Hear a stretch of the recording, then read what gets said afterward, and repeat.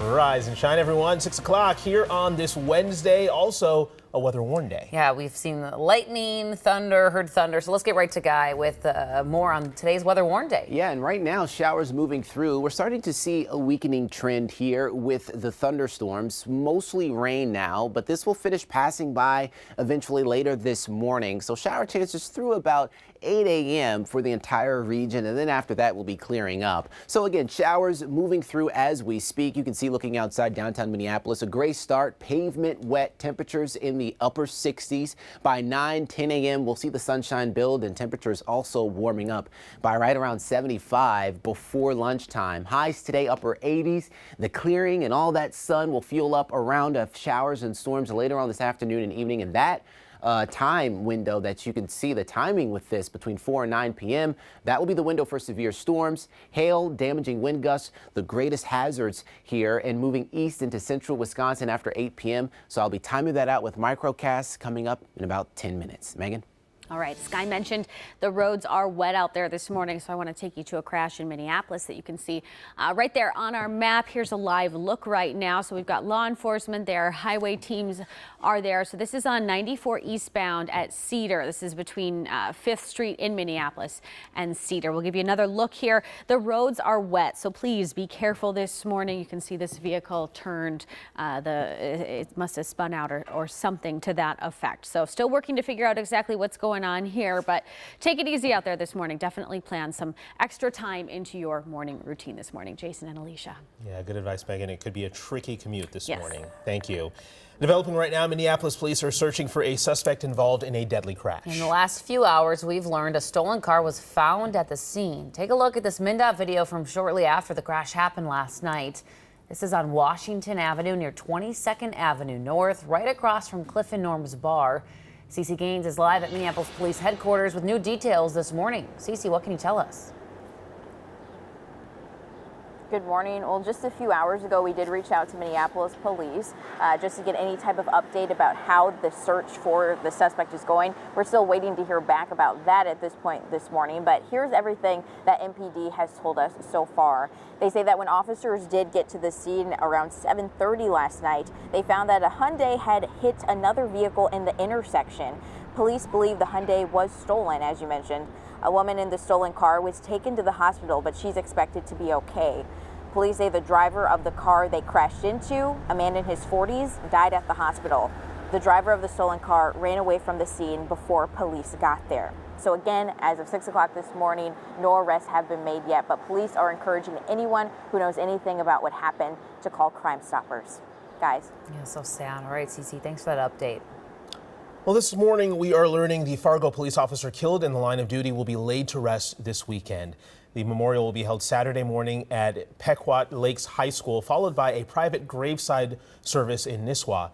The family is asking that instead of flowers, people consider making a donation to Soldier 6. The nonprofit provides trained canines to veterans who are honorably discharged, as well as to police, firefighters, and paramedics. Now, officers Tyler Hawes and Andrew Dotas were also shot. This morning, they're doing well enough to talk with family and friends at the hospital, but still have a long way to go in recovery. Now, Carly Coswick was shot twice as well. She was the woman in the minor car accident who called police, and were waiting for them to arrive when the gunman started shooting. I can't imagine what their families are going through. It must be awful, and what they're going through. And I just hope for a speedy and solid recovery for the officers who were injured, and I hope the best for the family of the officer who did not make it. I am very grateful to have survived it and to be getting through, and just hoping for the best recovery that I can make. Now, Carly had only lived in Fargo for 3 weeks before this happened. Her legs are significantly injured, and it will take months and time in rehab before she leaves the hospital. Such a sad story. Well, in just hours, a second man will be sentenced for the beating of a transgender woman at a light rail station. We're told Kevin York, seen here on the left, has pled guilty to the beating. He's being sentenced after another man, 19-year-old Keaton Morris, found out Monday he will serve 3 years probation and undergo drug treatment. The judge and attorney say Morris's drug addiction was the root of the crime, not a bias or hatred towards transgender people.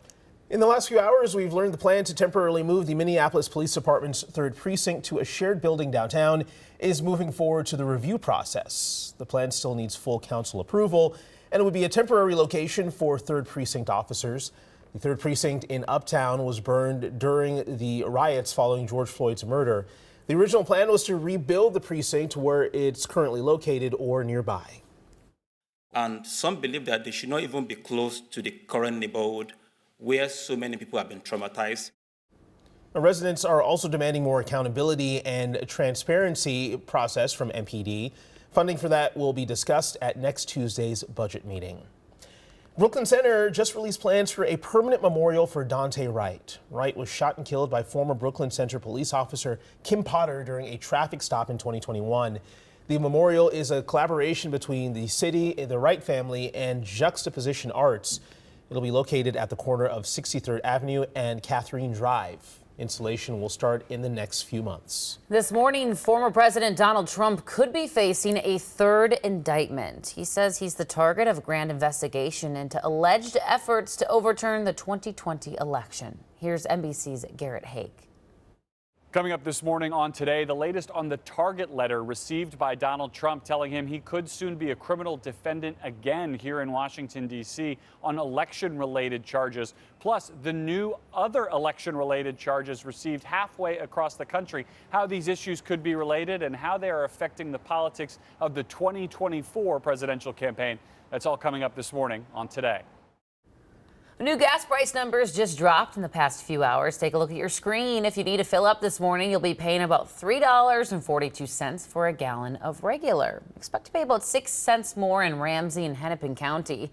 That's still though less than what we were paying last year at the same time, and it's still less than the national average of $3.58. Well, it's a big night in Minneapolis. The Aquatennial's Torchlight Parade is tonight along Nicollet Mall. And making it even more special, this year's Grand Marshals are the Minnesota Lynx, who are, by the way, celebrating the team's 25th anniversary. Eva Anderson live at the Minneapolis Sculpture Garden with a look ahead at all of the fun. Looks like you got some guests with you as well, Eva.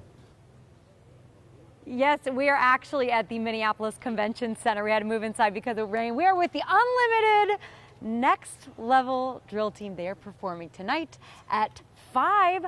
One of the many awesome events going on here tonight for Aquatennial. 4 days of family-friendly fun. We have the Torchlight Parade tonight at 7:30. That is the largest nighttime event in Minnesota, and we'll have lots of floats and marching bands throughout the heart of downtown. This year's parade will be grand marshaled by the Minnesota Lynx, including their presidents of basketball operations and business operations, as well as the team's general manager. But that's just the start. Running through Saturday, there will be plenty of events in between the Torchlight Parade and the fireworks, including the Unlimited Next Level Drill Team.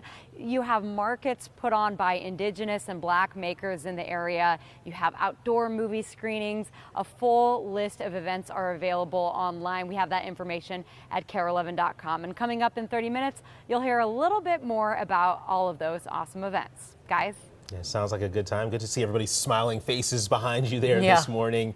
Eva, we'll check in with you in a few. Thank you so much. Great and early this morning. All right, let's get over to Megan. If people want to go to Minneapolis, what's the best way to get there? Yeah, let's talk about getting to the parade in the first place and parking. So a heads up, 12th Street between Marquette and Nicollet. From Nicollet rather, from 12th to 4th Street will be closed to traffic by 6:30 tonight. So just a heads up.